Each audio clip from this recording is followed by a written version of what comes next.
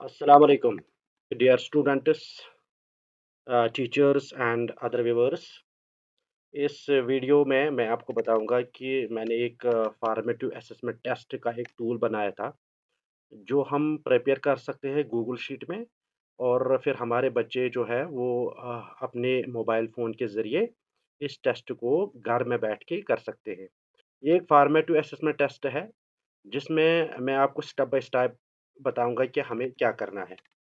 यहाँ पर सबसे पहले मैं आपको टेस्ट एक मैं ले लेता हूँ। मैंने एक टेस्ट बैकग्राउंड में बना के रखा है। पहले एक टेस्ट करते हैं, फिर मैं आपको बताऊँगा कि ये प्रोसेस कैसे करता है।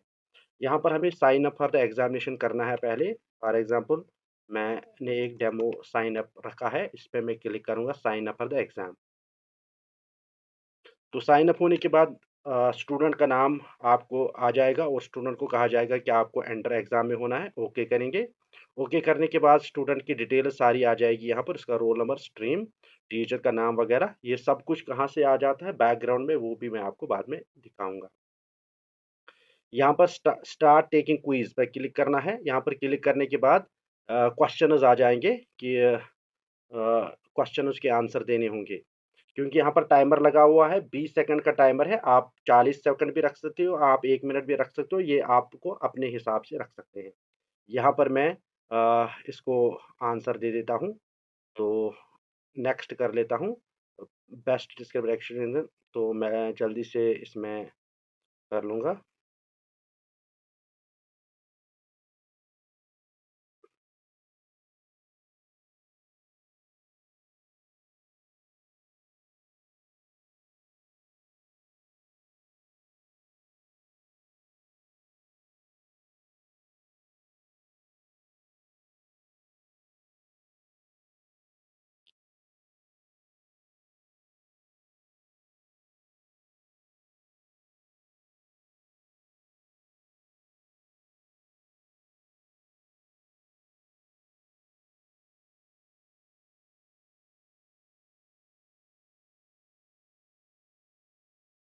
यहाँ पर एक क्वेश्चन में डिलिबरेटली गलत कर देता हूँ।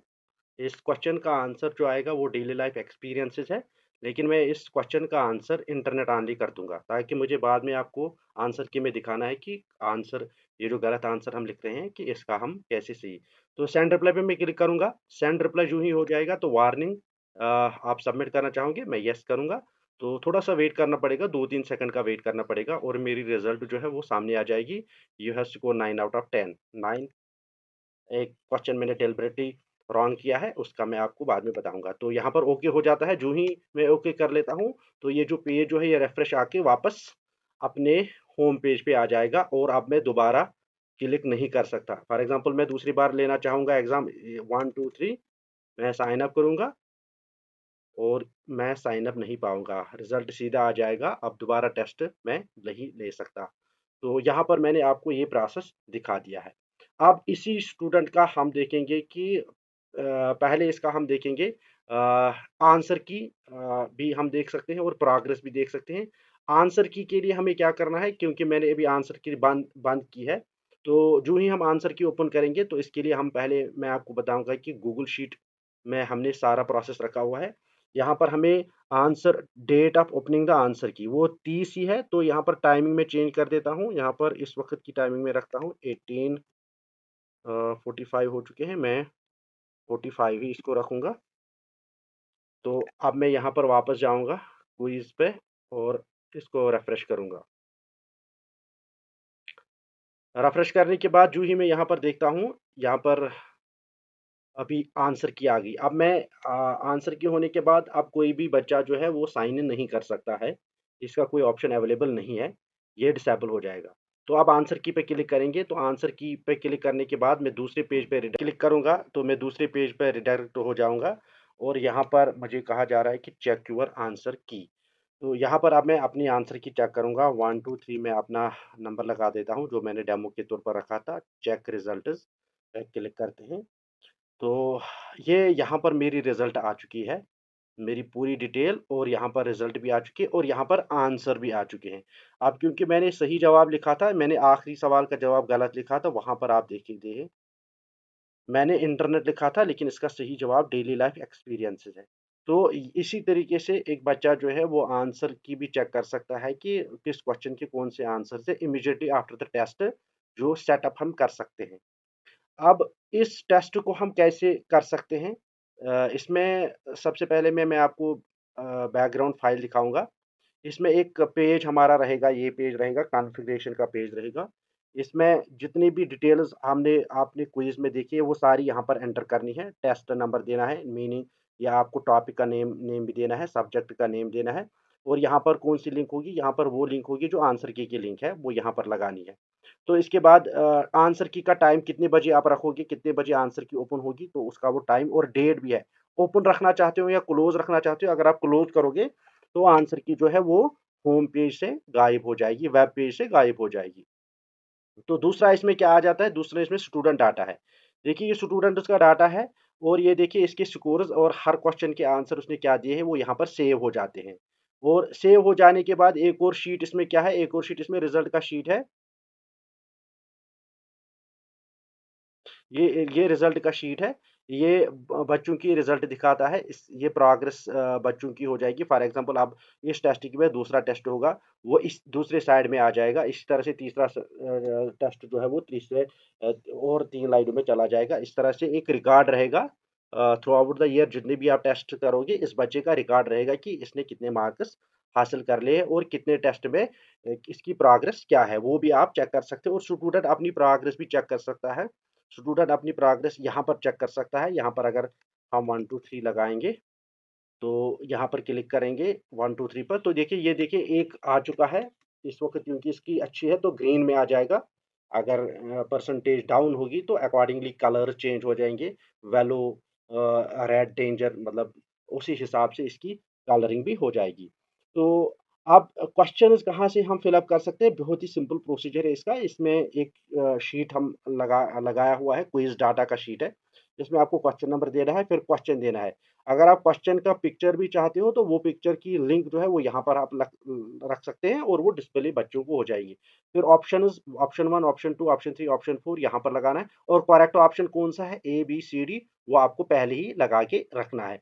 तो बस एक टीचर को इतना ही काम करना है कि ये शीट प्रिपेयर करनी है। क्वेश्चंस का ऑप्शंस उसके जो करेक्ट आंसर्स ये प्रिपेयर करने हैं, फिर यहाँ पर फिल अप करना है। बाकी और इसके अलावा जो टीचर को काम करना है वो यहाँ पर कॉन्फ़िगरेशन में करना है। कॉन्फ़िगरेशन में वो आंसर की कब या ना टेस्ट नंबर क्या है, टॉपिक का नाम है, वो यहाँ पर चेंज कर सकते हैं। इवन वो फॉर्मेटिव असेसमेंट की जगह क्विज़ टेस्ट भी हम रख सकते हैं। इसमें बहुत सारे प्रोविज़न्स हैं, हम बहुत सारे तरीके से रख सकते हैं।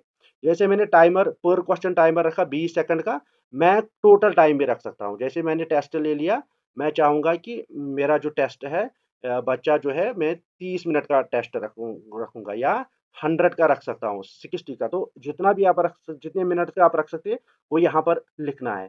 क्योंकि मैंने क्वेश्चंस के हिसाब से रखा है। अगर मैंने टोटल टाइम के हिसाब से रखा होता, तो वहाँ पर एक और ऑप्शन आ जाता, वो मैं आपको दिखाऊँगा। पहले मैं यहाँ पर पर क्वेश्चन का ये यहाँ पर रिमूव करूँगा और यहाँ पर total minute for example 5 minutes या 10 मिनट्स या 15 मिनट्स व्हाटएवर। तो यहाँ पर 10 में लिखता हूँ, इसका मतलब 10 मिनट्स में मेरा जो 10 मिनट ही टोटल क्विज़ में है और इसमें हर क्वेश्चन के हिसाब से अब टाइमिंग नहीं है। अब यहाँ पर टोटल टाइम है। तो मैं एक करके देख लेता हूँ यहाँ पर।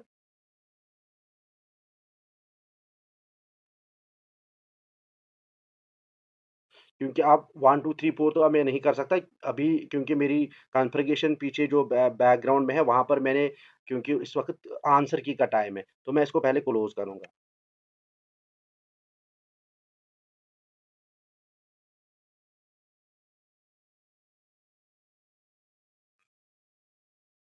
जो ही मैंने यहाँ क्लोज़ कर लिया, तो यहाँ पर अब आंसर की नहीं आएगी, यहाँ पर अब आपको एंटर करना है।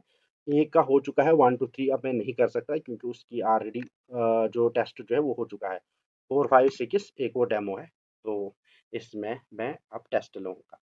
तो बिल्कुल इसी तरह से यहाँ पर स्टार्ट क्विज़ और स्टार्ट क्विज़ के बाद अब क्वेश्चन्स आ गए। अब देखिए क्वेश्चन्स का अब टोटल टाइमर 10 क्योंकि मैं रखा, अब 10 टाइम है। यहाँ पर फॉर एग्ज़ाम्पल चलिए इसको मैं आज लिख लेता हूँ। तो देखिए, यहाँ पर मौका है आपको प्रीवियस में भी जाने का, यानी कि मैं पीछे जाके चेक भी कर सकता हूँ कि मैंने सही लिखा है, यानी कि इसके लिए क्योंकि इसमें टोटल टाइम है, यहाँ पर प्रीवियस का बटन भी है, जिसमें बच्चा जो है वो पीछे जाके ये भी देख सकता है कि उसने कौन से आंसर किए। मैं नेक्स्ट पे चला जाऊँगा और मैं इसमें डेलिबरेटली 2-3 गलत करूँगा।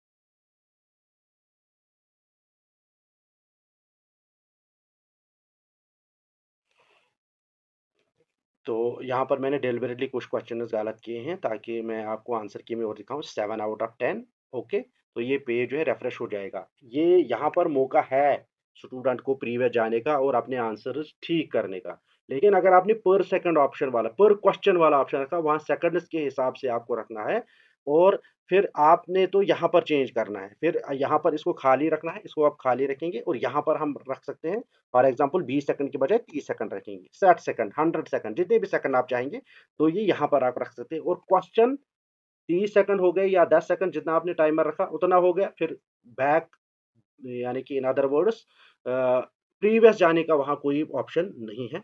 वहाँ पर एक ही बार आपको सोच समझ के जवाब देना है स्टूडेंट को। तो इस तरह से ये आप ऐसे ये रख सकते हैं। अब एक और फंक्शन इसमें क्या है, चलिए ये तो हो गया। अब मैं एक और फंक्शन इसमें आपको दिखाऊंगा। फॉर एग्जांपल अब मैं एक और टेस्ट लूंगा इसमें। पहले इस पेज को रिफ्रेश करेंगे।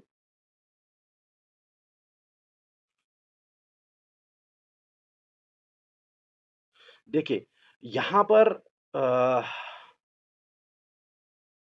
मैं एक और टेस्ट लेता हूँ।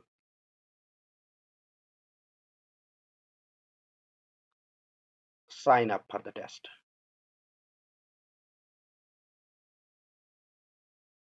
आप क्योंकि मैंने बैकग्राउंड में पर क्वेश्चन के हिसाब से रखा, यहाँ पर क्वेश्चन के हिसाब से 30 सेकंड का टाइमर आ गया। 30 सेकंड के बाद जो ही 30 सेकंड हो जाएगा, ऑटोमेटिकली दूसरे क्वेश्चन में चला जाएगा। प्रीवियस होने का कोई मौका नहीं है। यहाँ पर आपके पास मैं आपको दिखाऊंगा जब ये सेकंड्स पूरे हो जाएंगे।